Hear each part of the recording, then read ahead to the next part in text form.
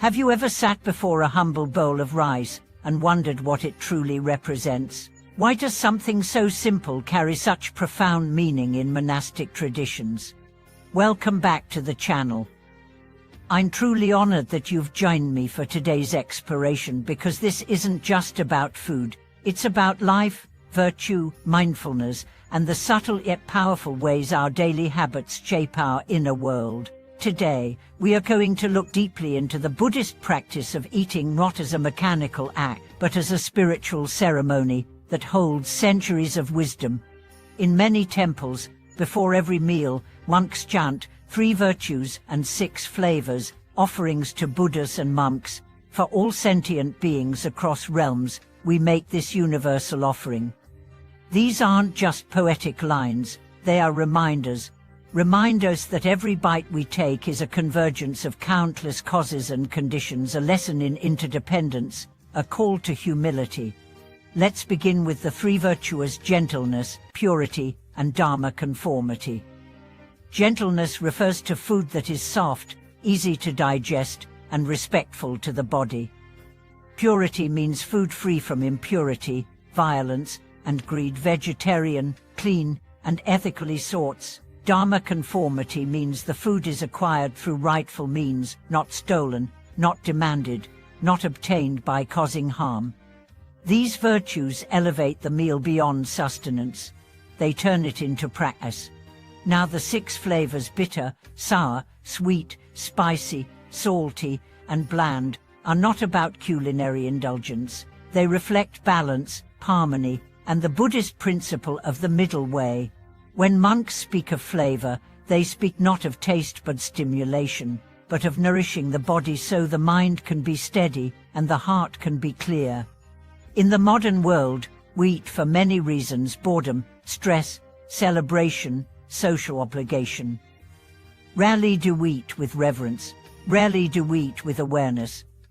Buddhist food practice invites us to change that. There is a story of a young novice monk who once rushed through his meal. His teacher noticed and asked him why. "I was hungry," the boy said. The teacher replied, "So you feed the body while starving the soul." From that day on, the boy learned to chew slowly, to thank the farmers, the soil, the sun, the rain, and all the hands that brought the food to his bowl. In time, his relationship with food became a relationship with the universe itself. This is the power of mindfulness.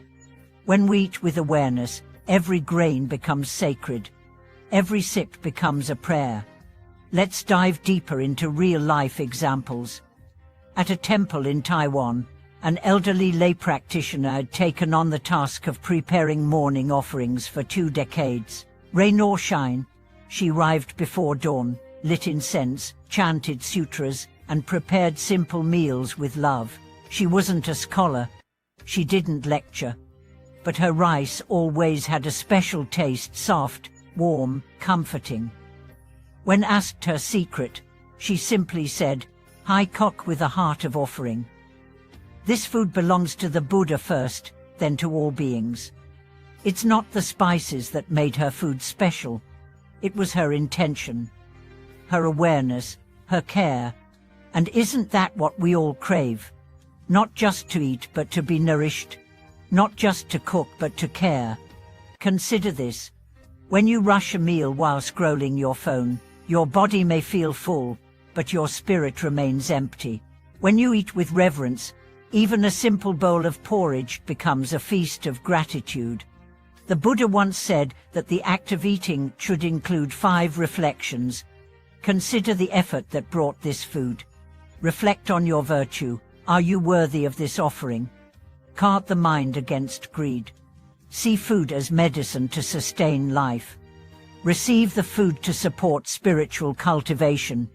These reflections aren't rituals. They are awakenings. Now let's explore the kitchen as a sacred space. In many temples, the kitchen is not just a utility room, it is a Dharma hall.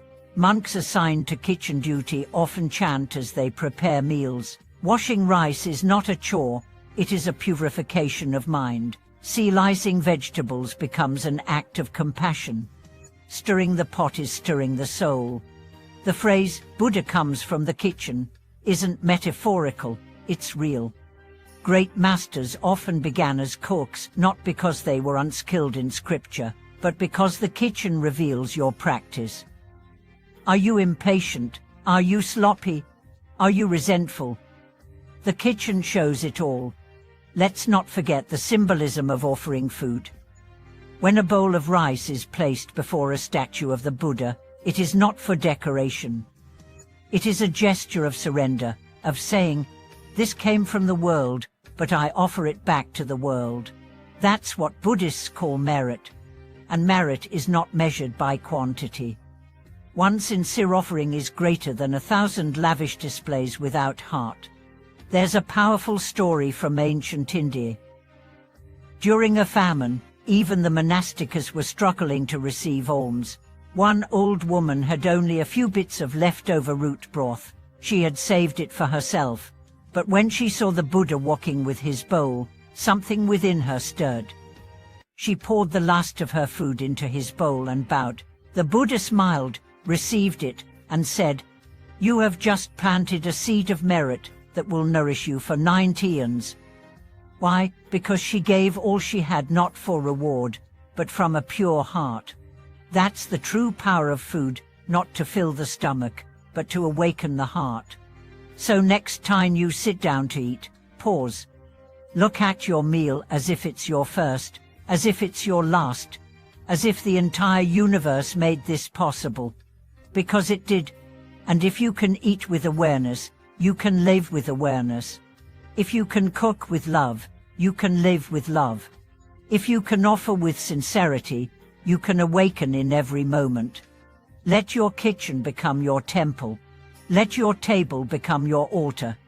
Let your food become your path. Thank you for watching this video. If this message touched your heart, please subscribe, like the video, and share how you bring mindfulness to your meals. I'd love to hear your stories in the comments. Until next time.